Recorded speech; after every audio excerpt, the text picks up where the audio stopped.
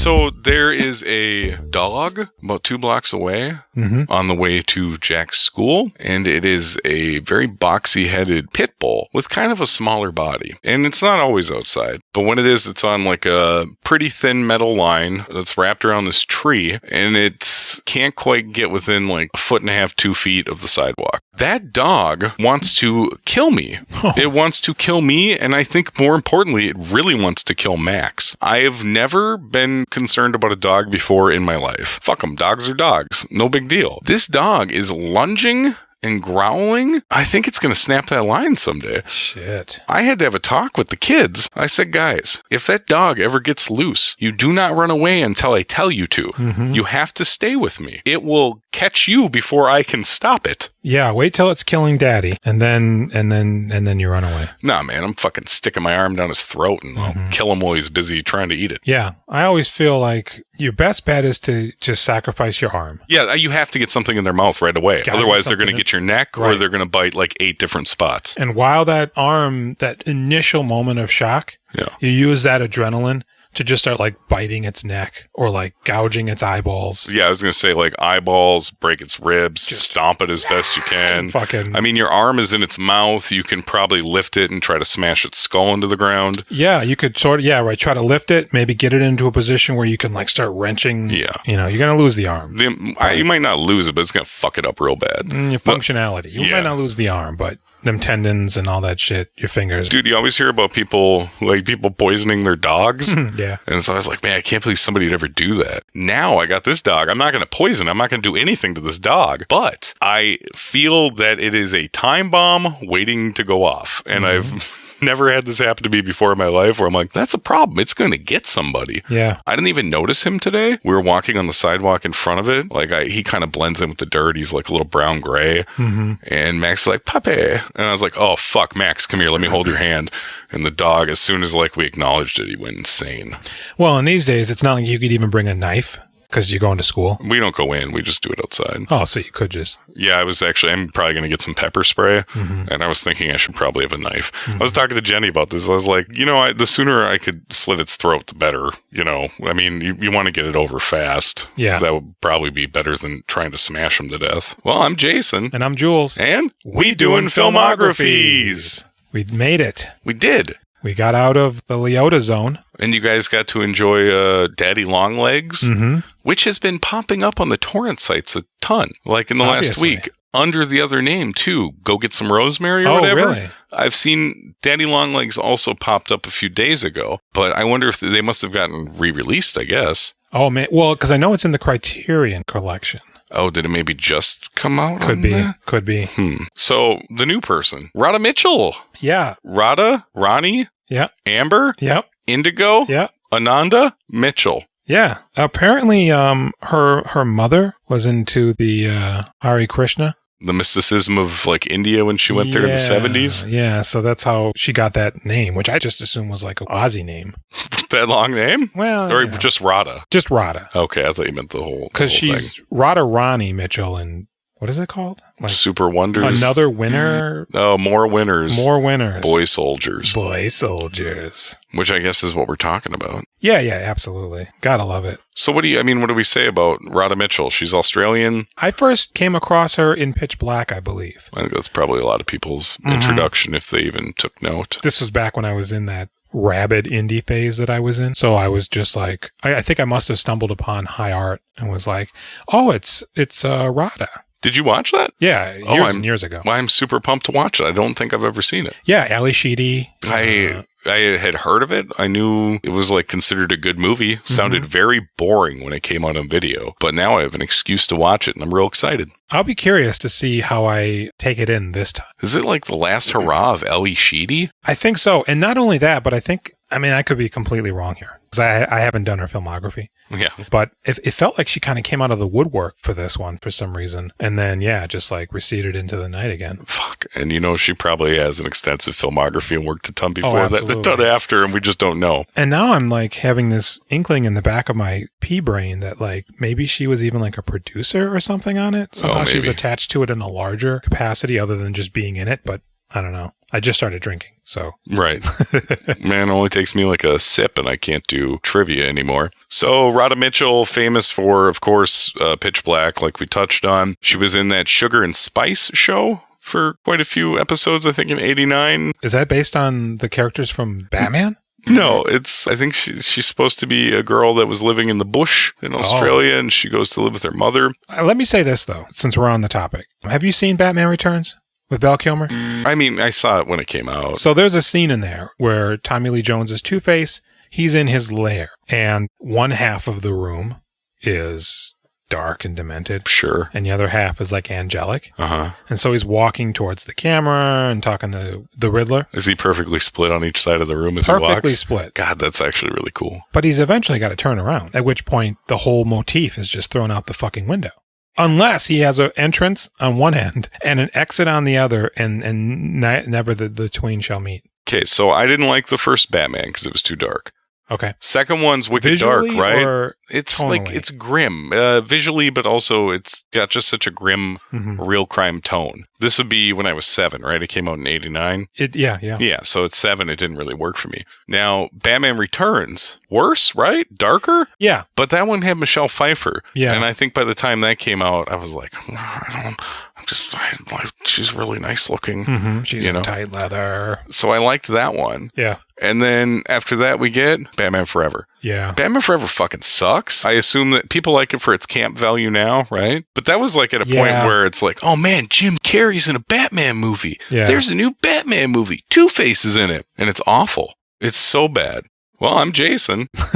I'm Jules. Well, here, we got to talk about the rest of our things, right? Yeah, that's what I'm trying to transition into, shit. if you'd let me. I'm sorry. I thought you were just going to start talking about the movie. Absolutely not. Okay. Absolutely. Oh, shit. You got pages of notes about Radha Mitchell in the movies? I put them on my phone this time because I could hear the pages. Rustling? Yeah. Are we going to touch on her other TV show stuff before we get to the... Yeah. You don't have it down there? I don't have any of that, no. Oh, okay.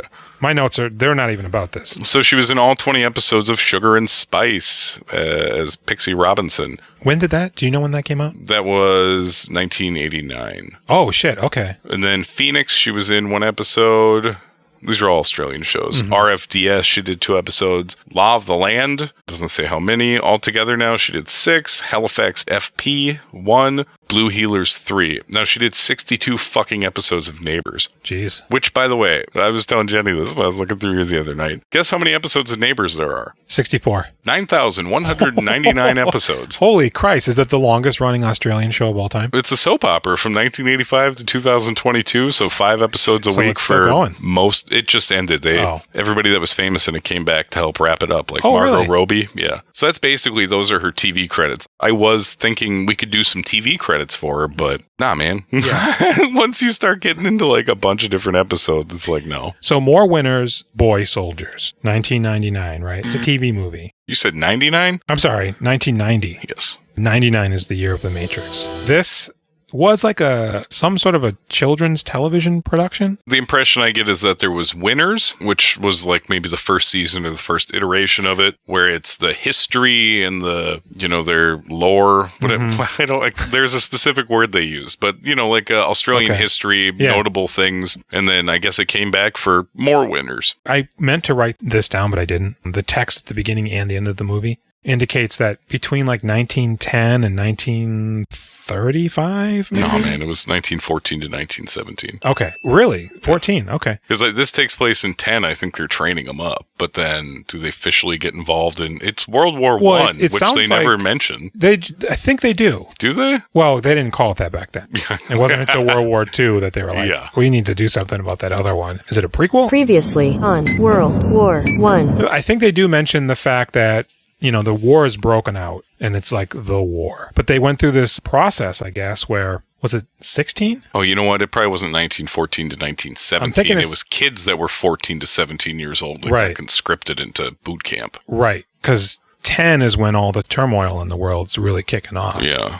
Because of that Archduke. Franz Ferdinand? His #1 smash hit was just blowing up the charts and would later land on Rockstar. Rock Band. Edit that out. But basically they would, you just in a draft, but you're like a teenager. Yeah. It's mad insane. Because at the end of their time there, which was 3 months, I don't know. 3 weeks. I didn't gather. I think 3 months makes more sense. The judge sentenced them to 3 something. And it feels like weeks. 3 years. But months is probably what you'd want to train children to become murderers. Yeah. It's insane that they're just like, all right, you're 16, you're enrolling, and then you're going to go fight. Because at the end, they're like, we're going to the front, one of the guys says. And the guy's like, you're all going to die. And they're just like, oh, shit. He's right. We should have all said no. And so, yeah, basically, so this movie going in, I wasn't really geared up for it.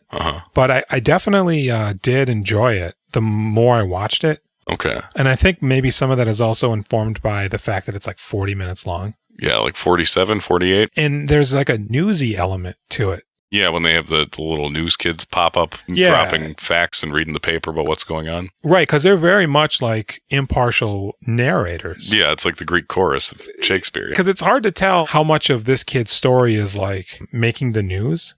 Because the kid's always reading from a newspaper. Yeah. But he's talking about this guy specifically. And a lot of people keep coming by his parents' house like, your son's a coward. That fucking white feather the lady gives him. She just dresses that woman down. Yeah, it's great. I'll take this and put it in my Sunday best and wear it proudly. You're not trash to me. You can still come over here, but we both know you're a real bitch. Yep. Good shit. Yeah. And Radha Mitchell is in it. Dude, did you start to think that she must have been one of those people that was barely on screen? There's like a little blonde girl that's kind of far away, like when there's a wagon coming along or something. I was like, fuck, I bet you that was her, because I mean, she looked way too young. Yeah. But how do we have 10 minutes left and I haven't seen her once? Well, and when I did see her facial features were still like underdeveloped.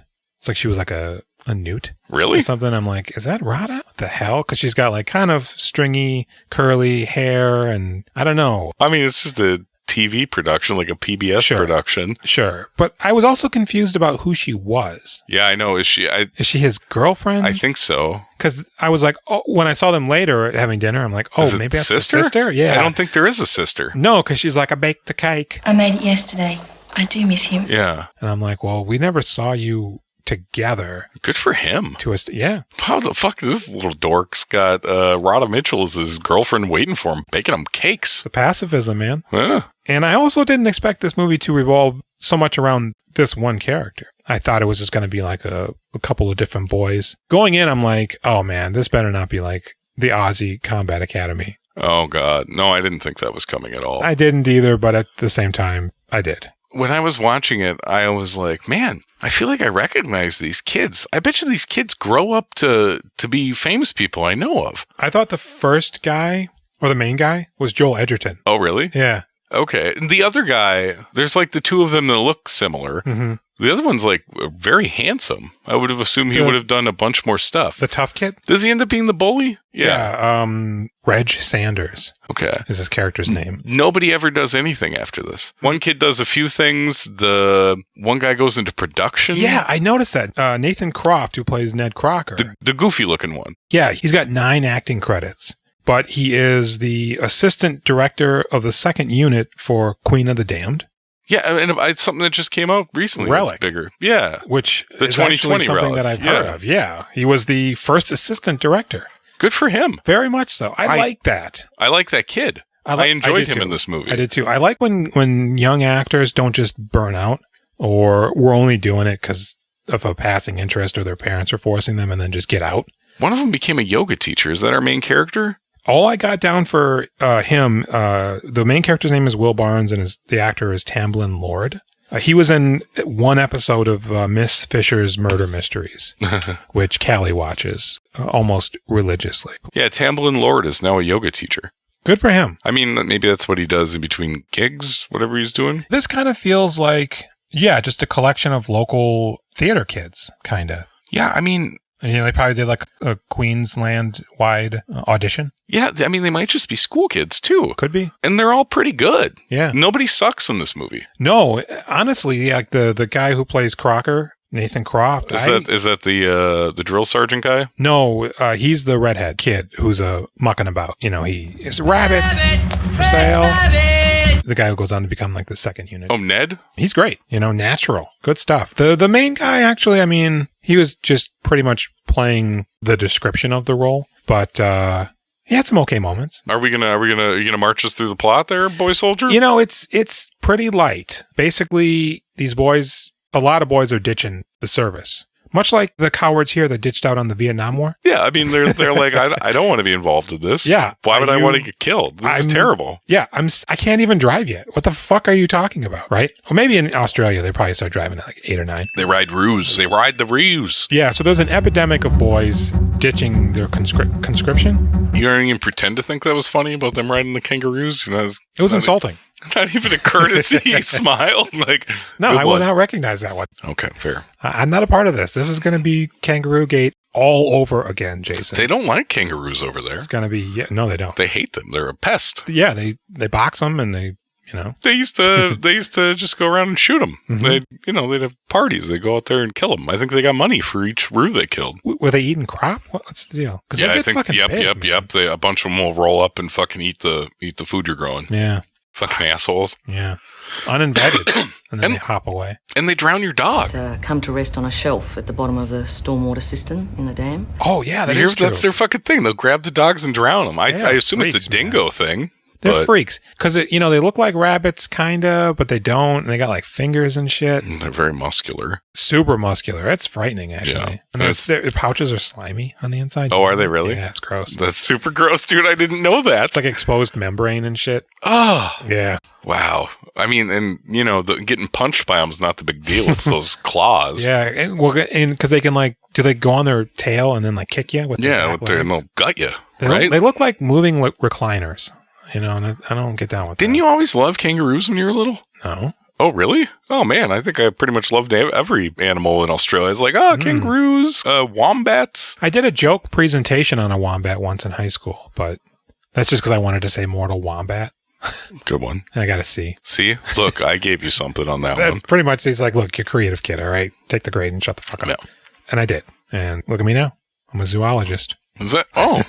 Yeah, we don't ever discuss what we do outside of here. I'm a zoologist. Oh. Not a very good one, but... I'm an investment banker. That's why my house is so big. So this was directed by Mark Jaffe. He made stuff, right? He just did something in 2020 called Lindy Chamberlain, The True Story. He did 2 episodes of that. It's a TV show. And it was written by Cliff Green, who, as far as I can tell, did a bunch of stuff, but most notably in my book, wrote 1 episode of the Mission Impossible show, and he died in 2020. The old Mission Impossible? Yeah, of course. Okay. These guys are old. Yeah. They were working for 20 years before this movie. This is probably like I Got Another House movie. And I mean, that's it. That's all my notes on this. You got them all there? Okay. So the boys, they don't want to go to the war. Mm-hmm. The war is brewing. Yeah, and they're just mucking about, They're not like hiding in attics or anything. They're just outrunning the authority. Yeah. Keep coming around. Which it seems like there's maybe you could do a little better. A couple of bobbies, really, is what it felt like. Looking for you, are they?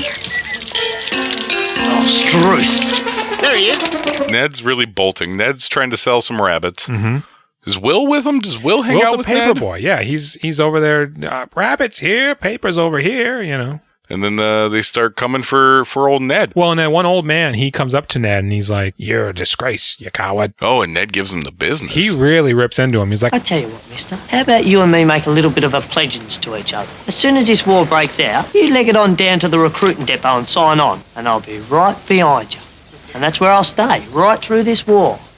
Right behind you. I like how almost everybody points out that the rich people don't have to go to the war. Yep. It's just the poor and middle class that they're shipping off to be killed. Same here, man. You talk about you have like some sort of a bone spur in your foot and all of a sudden you're not going to Vietnam. Yeah, you're good. Temporary bone spurs is a debilitating disease temporarily affecting 1 out of every 45 presidents. Even if your dad is only barely wealthy.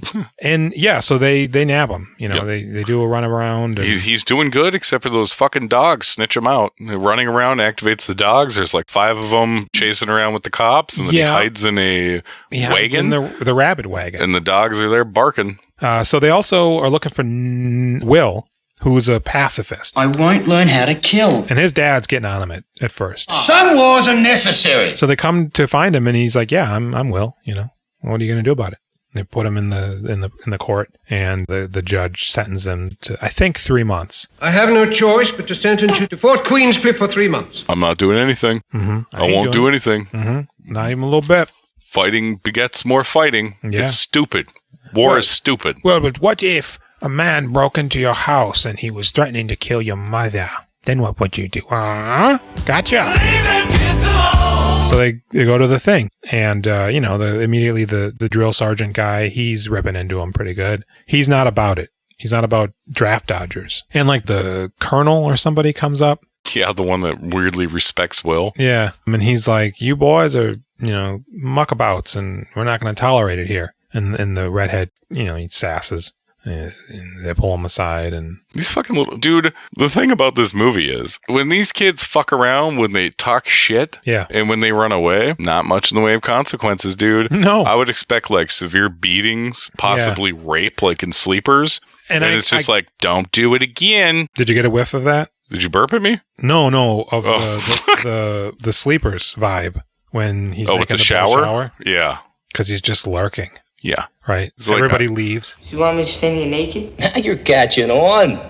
I knew you Hell's Kitchen boys weren't as dumb as everyone says. This is what I mean. I guess this probably wouldn't be on the after school special program, but like that's very much what I would expect, man. So yeah, the redhead, he's giving him some guff, but they're keeping him sort of on a leash. The pacifist dude, he's like, I'm not wearing your uniform because it's a symbol of your indoctrination and killing. He's real dedicated. Yeah, absolutely. For a 14-year-old man, he's really about it. Is he 14? I don't know. Who knows? Me. And so then the guy follows him he's like, well, you can bathe, right? Well, yeah, of course I bathe. Right? And so he makes him go into the shower, and the dude's just standing there, leering at him, From a little ways away. Yeah, he's in the doorway. But he's standing right by where he left his clothes. For some reason, he puts his clothes on a bench outside of the room. Well, you don't want it to get wet. Where would you put it inside the shower stall? I don't know. Like, do you think they'd have somewhere in walls. the room? Nah, I don't think so. Yeah, whatever. So he turns around and the guy's gone, and I'm thinking, oh no, he's going to turn around and he's going to just be right there. Yeah, totally. And he wasn't. He just took his clothes and left the uniform. Yep. So then the kid, what I was expecting is because then they cut to outside and they're all lined up, and the guy is walking through inspecting your collars. Yes, very good. My nipples are erect. And I was expecting him to be standing there in the towel. Were you? No. Oh. Wouldn't that have been something, though? Maybe. Because he's like, I'm not wearing your fucking uniform, right? But no, he's wearing it. It's just... He's wearing it stupid. Untucked. Like, got like one pant leg rolled. Yeah, he's got his hat on sideways. Callie goes, did he bike there? Yeah, I know. That's exactly when it's rolled up, yeah. And his shirt's like, only one tail is untucked, and it's really stupid. But the guy's like, all right, whatever. You're wearing it. I guess that's good enough, right? You'd think they would... Shut that shit down right there. Yeah, dude, it'd be fucking nonstop beatings for this kid. Even if it's not beating, I mean, just remove him and put him in solitary like they eventually end up doing. It would be beatings, though. It probably It's would. the army. But that's just it, because the colonel or general, I don't know what he is, but he's like, kids' gloves, Sergeant. I want this dealt with kids' gloves. We were going to beat him and rape him, though. No, not kids' this gloves. one. For some reason...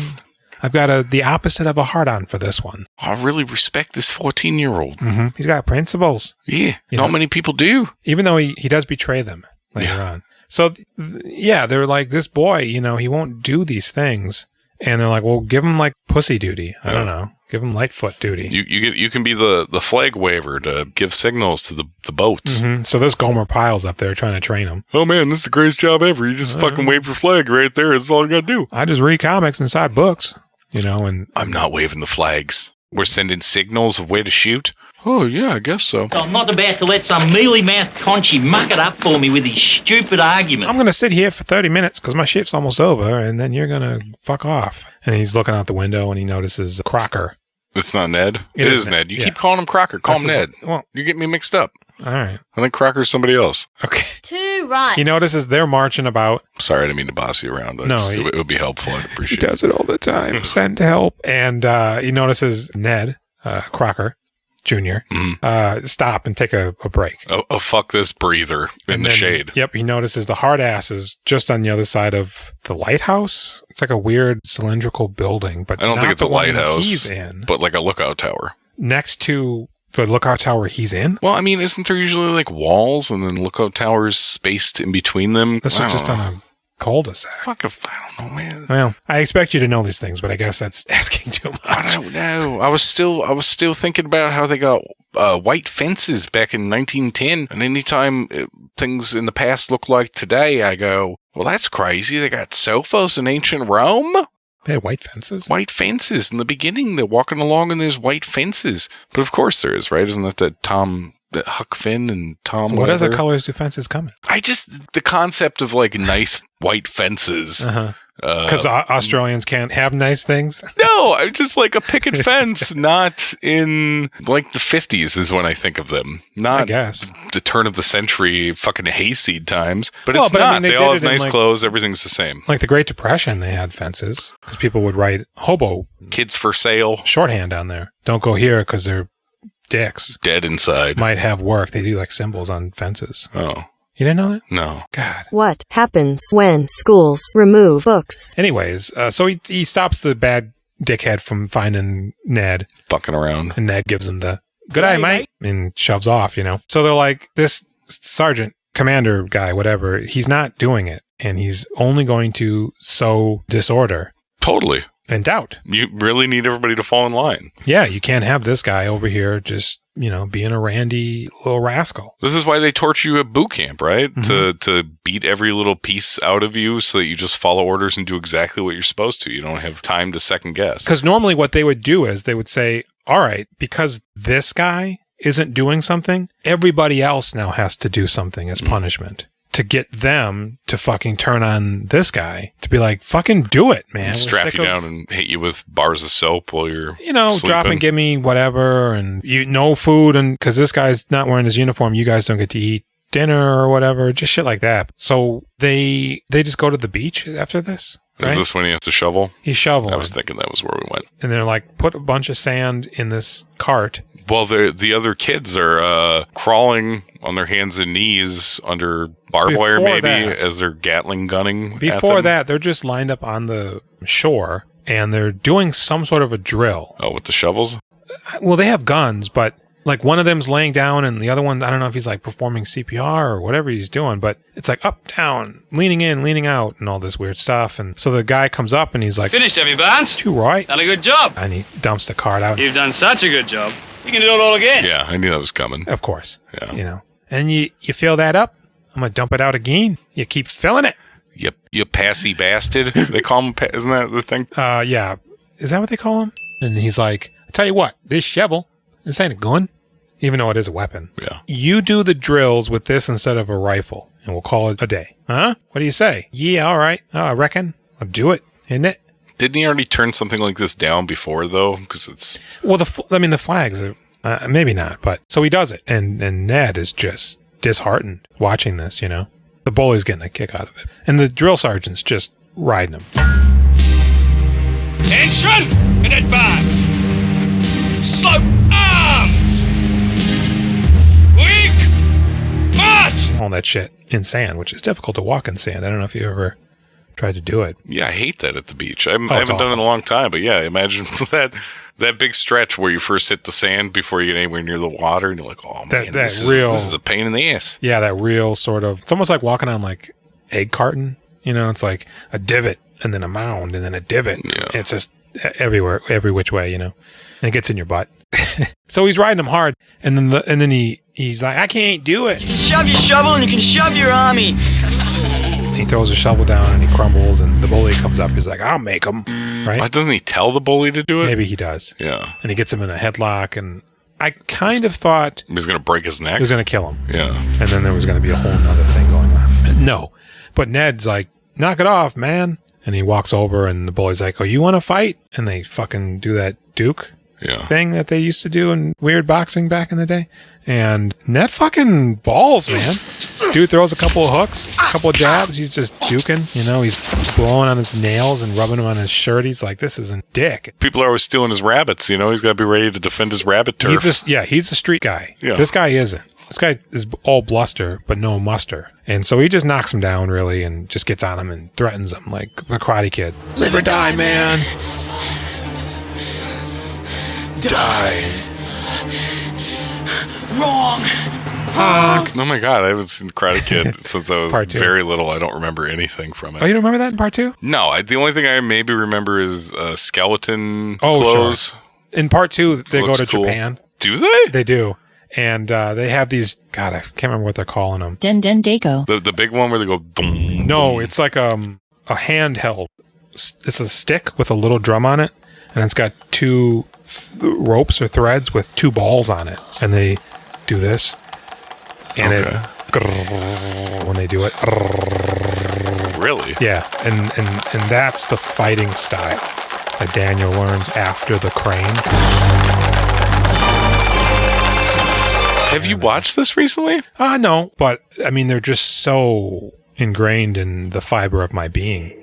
Wow. The third one Hillary Swank? No, the third one. It's him I still? think they also are in Japan, and it's about bonsai trees. Oh, wow. He made 3. Yeah. It's and about by bonsai trees. the third one, nobody cared? Well, by the third one, he was losing his hair. I don't know if that's true or not, but he's not the Karate Kid anymore. He's the karate guy? He's the karate man. And then it wasn't about fighting so much as like, I don't think there's even fighting necessarily in it. I think at one point he's like hanging off of a cliff or some shit to get a tree. Oh, wow. And then they did the Hillary Swank one. Is Pat Morita in the Hillary Swank one? He is. Because Daniel, I think they mentioned Daniel briefly. And they may even do that thing where, because they own the rights, they just use old footage. Yeah. And then they did the reboot. With Jaden. Yeah, Jaden's in it. So, eventually him and Ned after that, they become friends. Drill guy. Immediately go to solitary, though? Well, because the drill guy says that they actually both beat the shit out of the bully. Mm-hmm. He turned his back on his passy ways and they bloodied him, but good. And so they throw him in the solitaire for like 7 days or some shit. And it's really just them in a wooden room. Not really solitary confinement if you're both in the same room. Mm-hmm. And they bring in food at one point. Yeah, they the sure chef do. included something special at the bottom, and they take it and it's just is it dead or alive? It's a dead rat. Dead rat. Isn't that the only food they got was the dead rat? Yeah, it's in a huge bucket. Yeah, but it's just that. Yeah. And he goes, "What's it? What is it?" And he goes, "You a vegetarian?" And he goes, "No." All right. And he slides it over. Eventually they get out. Did you think it was sleeping when you asked me if it was dead or not? I just couldn't remember if it was dead or not. Because I remember it being dead, but then I'm like, well, maybe it was alive and they have to fight it. But so they eventually get out, right? Yeah. And he's still like, I'm not doing it.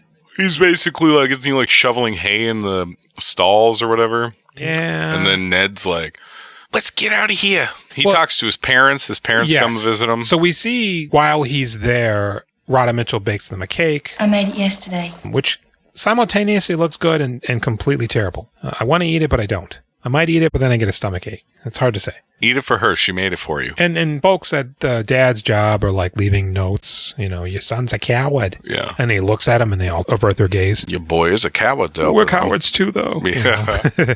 And his dad, begins to become proud of him. Mm-hmm. I mean, how many people don't buckle, Right. And I think he even says at his hearing before he gets sentenced to the camp, my boy's a good boy. And do you believe what he believes?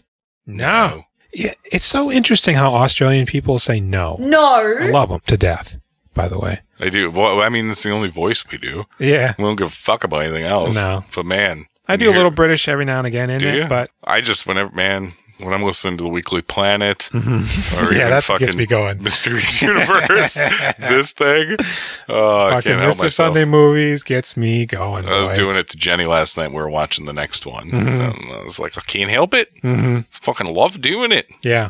I know they don't like it and they wish I wouldn't do it, but and look, I'm terrible at it. Yeah, we're not good. No, not at all. It's very bad. I always hear Murray in my head when I'm doing it. Yeah.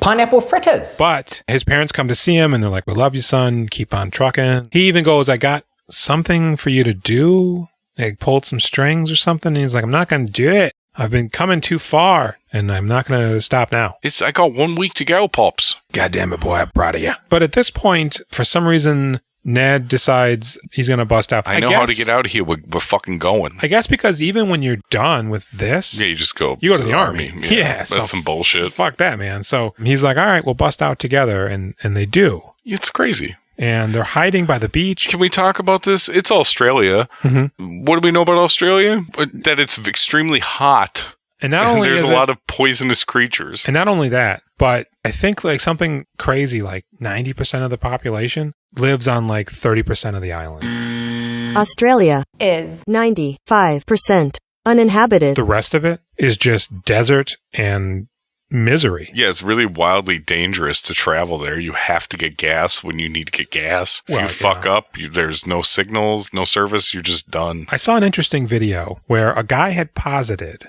it's like a astronomically expensive construction project, but to literally cut the island in half. Yeah, to put the water in there? Yes. What the fuck? I was watching that. What is that from? I don't know. I saw it on YouTube. And they were like, it's going to cost like $9 trillion. Completely change the ecosystem, though. But once you get that going, then you'll have this green zone emanating from the center out, because now it's from the rim in. Mm-hmm. And even then, on like the western coast of it, it's like not much going on. And there's like, dozens of kilometers between civilization, and the cost of living is insane. Yeah, and I mean, it's only going to get hotter there. Well, that too. They should do that. They should. But the main hurdle is the environmental impact. They would be displacing, so much wildlife population and altering ecosystems that it's just hard in this sort of woke, libtard environment to... Well, I mean, every time you try something, you find out 30 years later, oh man, we shouldn't have put all them tires in the ocean to make a reef. Yeah. Turns out it's 100 times worse than not having it. Boy, we shouldn't have just buried all that garbage. Oh man, we shouldn't have put that chemical in the volcano to make people more calm and nice, and now everybody's stupid. Mm-hmm. That's a Stephen King short story. Oh, good for him. Yeah. He's cutting edge, boy. So they burst out, but the guys are looking for him, and he goes to Ned. He's like, look, man, I wasn't going to go anyways. I was lying to you this whole time. I'm deceitful, and I'm a coward. I'm yellow, Ned. He's like, look. I'm yellow. Yeah, you're red. I'm yellow. You just bugger off. Bounces off you and sticks to me. So he flees, and the boy gives himself up. Eventually, the commander, he's like, well, look, the war is kicked off, and this base is actually now in lockdown, so there's no place for you here. I'm going to give you $50, a pat on the tuchus, have a good life, you scamp. And Will? Yeah. He's leaving. Hey, mate, turns around. Yeah, I respect you. You got more guts. You're not a coward. You're braver than the rest of them, eh? Too right. You like that? Yeah, you keep busting out that too right. Uh-huh. And he actually doesn't really seem like he gives a shit what that guy says. Yeah. And he leaves. He goes home. He has his nice puritanic dinner with his mother and father and his Radha. His fiancée, baby. Her name is Rosemary, I think. Yeah, yeah. His child bride? I don't know. There's a knock on the door. Uh-huh. Hey, it's Ned. And he's in military garb. Yeah, what the hell? You nipped. Yeah, right. They ain't telling me this time. I'm doing it of my own volition. Yeah. It seems when they ask you instead of tell you, it seems different. It goes down smoother. I'm going to die. This is Gallipoli? Yeah. Like the end of the movie Gallipoli when everybody just dies. It's a freeze frame and they're clearly all dead. What you want? And he goes, all right, well, pull up a chair, mate. We got shrimp on the bob. I did it. I was waiting for it, and it was appropriate time to use it. And then I think it basically just goes into like, hey, there was like 130 of these fuckers. Well, no, he walks them to the train station. Oh, sure. And aren't you worried somebody's going to grab him and throw him on the train? And then fucking Kate Blanchett's going to slip him a note. Your parents aren't dead, and they love you. And then they're like, yeah, they did this, and like 100. Was it like 300,000 people were conscripted, 60,000 died? 118,000 came home wounded, I think, and then 30,000, I think, died. But it's like a lot of those were kids. A majority of them. Because they fight dirty down there, boy. It's terrible. It's winter down there when it's our summer. Yeah, but what's their wind at, like 20 degrees less? Yeah.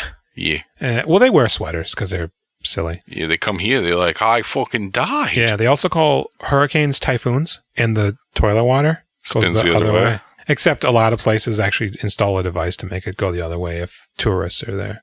So it doesn't, because they watch the water and it just like hypnotizes them and they fall in and they get All right, what'd you think of Radha Mitchell in this movie? Non-existent. Pretty much, yeah. Here's my notes. Okay. I got notes on her. Yeah. There she is. One line. Pretty. Yeah. Yeah, the second time we see her, she doesn't even get a line. Nope. She's back. 3 more seconds. Yeah. I thought to myself, oh, this is going to be that. But she does show up. Yeah, she's in there like 3 times. And I mean, boy, it's the times, I guess, but she's dressed like a Victorian something. I don't know, person, I guess. Mom, too. She's fine. I don't even know what you couldn't. How would you even score her? You can't. It's a non-roll. It's Yeah, man. It's like... I mean, she didn't like look at the camera. And I think... A 10. She's either a 10. the entirety of her one line or a majority of it is off camera because it focuses more on the cake than it does her. Yeah. 10. 10. 10 out of 10. I agree. Yep. What do you rate the movie? You know what? Let me give it a 5. 5's pretty all right. 4 kind of feels too low. I had the opposite reaction to you. You didn't. I was into it for like the first half. And then it just kept being about pacifism, and I didn't care. When it was about a variety of kids and the stuff going on, I was like, oh, this is cool, man. I care about period pieces now that I'm older. I'm more interested in it. It's like a well-done after-school special. I found it interesting that Australia was just throwing their fucking youth to the war. Yeah, because like in America, you had to be 18. But guys were slipping in at 16, 17, you know. Not probably hundreds of thousands, but boy, yeah, it's... Because they were fighting at the behest of England, I'm assuming. Right, and were there people storming Australia? God, no. No, they had to go places. They were completely removed. I think they went to Africa.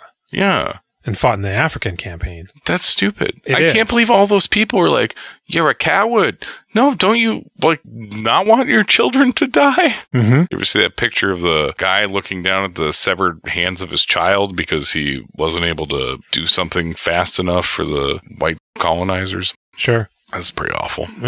But thankfully, we end up with the English patient, so it kind of balances itself out at the end. And things are going great in Africa. Oh God, yeah. Yeah, it's a thriving area. Uh-huh. What'd you give the movie? 5. 5, yeah. It's entertaining enough. It's better than it needs to be. Yeah. Better than I thought it would be. I wasn't like dying for it to end, but when it ended, I was like, oh. Those last 15 minutes, I was hoping it would wrap up soon. So, yeah. That's the first Radha Mitchell credit that's like a movie. Mm-hmm. Even though I guess it's kind of not really a movie. TV movie. Yeah. You know, the name alludes to it being a movie technically. Which, next week, Academy. Next week we got a feature film. We do. It's 1 hour and 18 minutes. Yeah. It's very short. It's an interesting one. Not necessarily it itself, but some things about it, I guess. Some people would call it the Australian grind.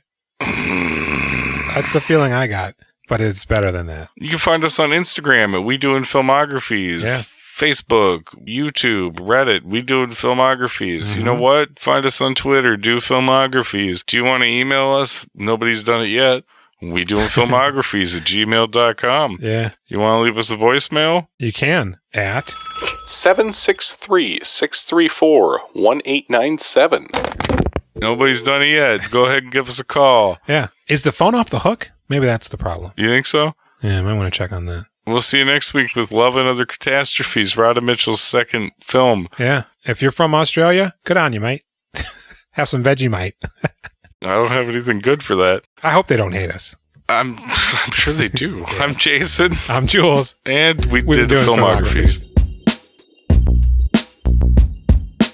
We Doing Filmographies is part of the Now Playing Network, a great place to check out a wide assortment of other great podcasts like 96 Greers with host Reg Lynn and Patrick Rippley, Overhated with host Scott Weinberg, or if you're feeling particularly festive, Christmas Movies Actually with Carrie and Colin. All of these and more on NowPlayingNetwork.net.